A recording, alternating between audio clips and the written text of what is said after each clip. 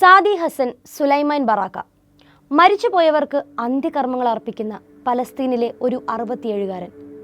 പലസ്തീനിൽ കഴിഞ്ഞ 27 വർഷമായി മരണാനന്തര ശുശ്രൂഷകൾ ചെയ്തു പോരുന്ന ഈ മനുഷ്യനെ കുറിച്ചുള്ള റിപ്പോർട്ട് കഴിഞ്ഞ ദിവസം അൽ ജസീറ പുറത്തുവിട്ടിരുന്നു.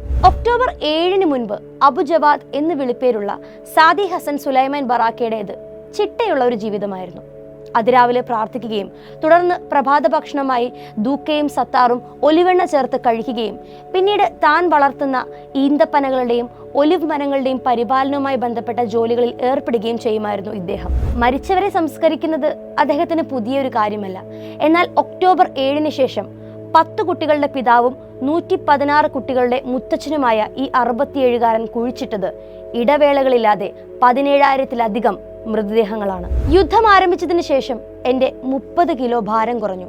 കഴിഞ്ഞ 27 വർഷക്കാലം ഞാൻ സംസ്കരിച്ച മൃതദേഹങ്ങളുടെ 10 ഇരട്ടിയോ അതിലധികമോ കഴിഞ്ഞ 6 മാസത്തിൽ ഞാൻ സംസ്കരിച്ചു. ശവസംസ്കാരങ്ങൾക്ക് ശേഷം എനിക്ക് രാത്രി ഉറങ്ങാനോ ഭക്ഷണം കഴിക്കാനോ കഴിയുന്നില്ല.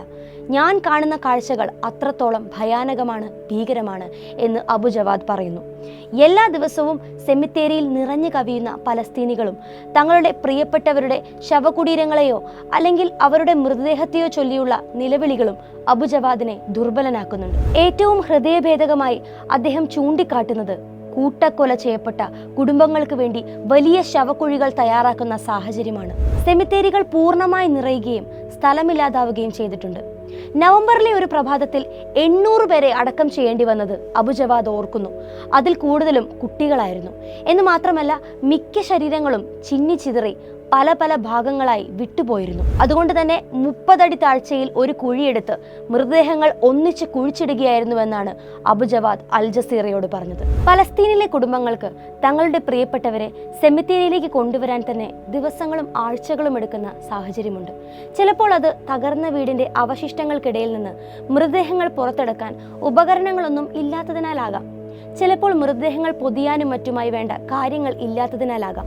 അല്ലെങ്കിൽ ഒരുപക്ഷെ മൃതദേഹവുമായി തെരുവിലേക്ക് ഇറങ്ങാൻ സാധിക്കാത്ത വണ്ണം ഇസ്രായേലിന്റെ മിസൈലുകൾ തങ്ങളെ കാത്തിരിക്കുന്നു എന്ന തോന്നലുകൊണ്ടാവാം. സാദി ഹസൻ സുലൈമാനെ പോലെ നിരവധി പേരാണ് ഗസയിൽ സേഫ് പാലസ്തീൻ എന്ന് ലോകത്തോട് ഉറക്കെ കേണപേക്ഷിക്കുന്നത്. കഴിഞ്ഞ ദിവസം ഗസ സിറ്റിയിലെ ഷാദി അഭയാർത്ഥി ക്യാമ്പിന് വടക്ക് ഭക്ഷണത്തിനായി കാത്തിരിക്കുന്ന ജനക്കൂട്ടത്തിലേക്ക് സഹായപ്പെട്ടികൾ ഇറക്കിക്കൊടുത്ത പാരച്യൂട്ടുകൾ തുറക്കാൻ പരാജയപ്പെട്ടതിനെ തുടർന്ന് 5 പേർ കൊല്ലപ്പെടുകയും നിരവധി പേർക്ക് പരിക്കേൽക്കുകയും ചെയ്തു. ജനുവരി 23 മുതൽ ഗസയുടെ വടക്ക് ഭാഗത്തേക്ക് അവശ്യ സാധനങ്ങളും ഭക്ഷണവും എത്തിക്കാൻ ഇസ്രായേലി അധികാരികൾ അനുവദിച്ചിട്ടില്ലെന്ന് ഗസയിലെ ഏറ്റവും വലിയ UN ഏജൻസിയായ UNRWA പറയുന്നു. ഇന്നലെ ലോകം വനിതാ ദിനം ആഘോഷിച്ചപ്പോൾ ഗസയിൽ കഴിഞ്ഞ 6 മാസത്തിനിടയിൽ 9,000-ലധികം സ്ത്രീകൾ കൊല്ലപ്പെട്ട വിഷയം അന്താരാഷ്ട്ര സംഘടനകൾ സംസാരിച്ചില്ല.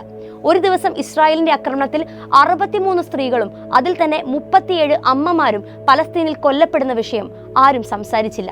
10ൽ 9 സ്ത്രീകൾക്ക് ഭക്ഷണം ലഭ്യമാകുന്നില്ല എന്നും 7 ലക്ഷത്തോളം സ്ത്രീകൾക്കും പെൺകുട്ടികൾക്കും തങ്ങളുടെ ആർത്തവ സമയത്ത് ഉപയോഗിക്കാൻ യാതൊന്നുമില്ല എന്നും 50,000-ലധികം വരുന്ന ഗർഭിണികൾക്ക് ആശുപത്രികളില്ല എന്നും അവരിൽ മിക്കവരും പട്ടിണി കിടക്കുകയാണെന്നും ഒരു അന്താരാഷ്ട്ര സംഘടനയും സംസാരിച്ചില്ല. ഗസയിലെ ഓരോ മനുഷ്യന്റെയും കഥകൾക്ക് അതിന് പുറത്തു നിൽക്കുന്ന ഒരാൾക്ക് ചിന്തിക്കാവുന്നതിലും ഊഹിക്കാവുന്നതിലും വലിയ വ്യാപ്തിയും ആഴവുമുണ്ട്.